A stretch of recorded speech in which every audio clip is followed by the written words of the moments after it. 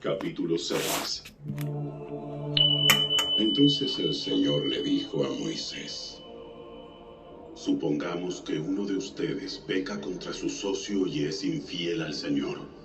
Supongamos que comete una estafa en un trato que involucra un depósito en garantía, o roba, o comete fraude, o encuentra un objeto perdido y luego niega haberlo encontrado, o miente después de haber jurado decir la verdad, o comete cualquier otro pecado como estos.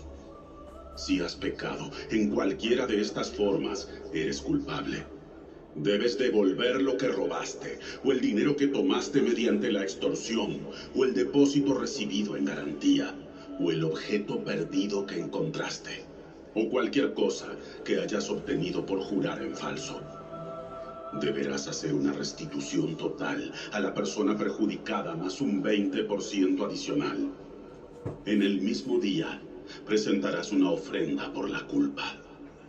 Como ofrenda por la culpa al Señor, debes llevar al sacerdote un carnero sin defecto de tu propio rebaño, o puedes comprar uno del mismo valor. Mediante este proceso, el sacerdote te purificará delante del Señor, te hará justo ante Él, y serás perdonado de cualquiera de estos pecados que hayas cometido. Entonces, el Señor le dijo a Moisés: da a Aarón y a sus hijos las siguientes instrucciones con respecto a la ofrenda quemada. La ofrenda quemada se dejará encima del altar hasta la mañana siguiente, y el fuego del altar debe mantenerse encendido durante toda la noche. En la mañana, después de que el sacerdote de turno se haya puesto las ropas oficiales de lino y también la ropa interior de lino, deberá limpiar las cenizas de la ofrenda quemada y ponerlas junto al altar.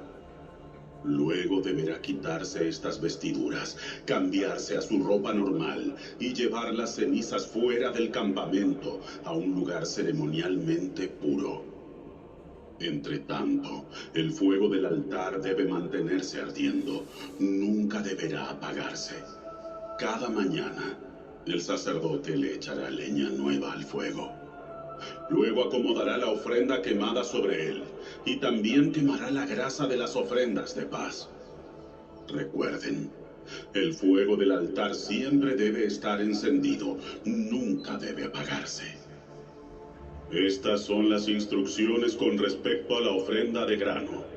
Los hijos de Aarón deben presentar esta ofrenda al Señor delante del altar. El sacerdote de turno tomará de la ofrenda de grano un puñado de harina selecta humedecida con aceite de oliva, junto con todo el incienso. Quemará esta porción representativa sobre el altar, como un aroma agradable al Señor. Aarón y sus hijos pueden comer el resto de la harina, pero debe ser horneada sin levadura y comida en un lugar sagrado dentro del atrio del tabernáculo.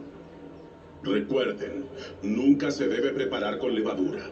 Se la he dado a los sacerdotes como su porción de las ofrendas especiales que me presenten. Al igual que la ofrenda por el pecado y la ofrenda por la culpa, la ofrenda de grano es sumamente santa. Cualquiera de los descendientes varones de Aarón podrá comer de estas ofrendas especiales presentadas al Señor. Es su derecho perpetuo de generación en generación. Cualquier persona o cosa que toque estas ofrendas quedará consagrada.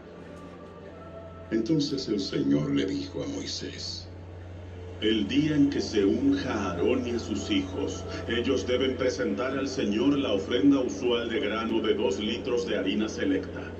Se ofrecerá la mitad por la mañana y la otra mitad por la tarde. Debe ser mezclada cuidadosamente con aceite de oliva y cocinada en un sartén.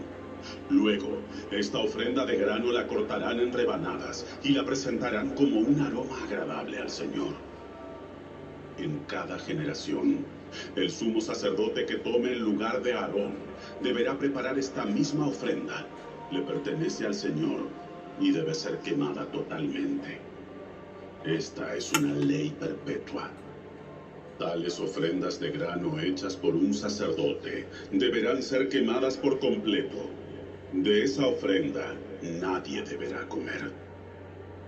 Entonces el Señor le dijo a Moisés: Da a Aarón y a sus hijos las siguientes instrucciones con respecto a la ofrenda por el pecado. El animal que se presente como ofrenda por el pecado es una ofrenda sumamente santa y se debe matar en la presencia del Señor, en el lugar donde se matan las ofrendas quemadas.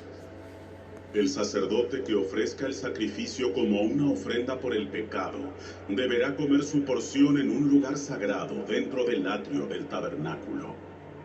Toda persona o cosa que toque la carne del sacrificio será santa.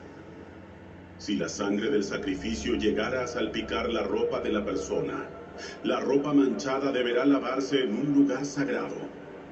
Si se usa una olla de barro para hervir la carne del sacrificio, luego habrá que romperla. Si se usa una olla de bronce, esta deberá ser restregada y bien enjuagada. Cualquier varón de la familia del sacerdote podrá comer de esta ofrenda.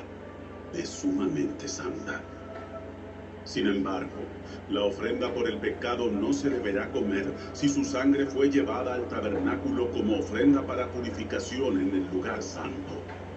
Deberá ser quemada por completo en el fuego.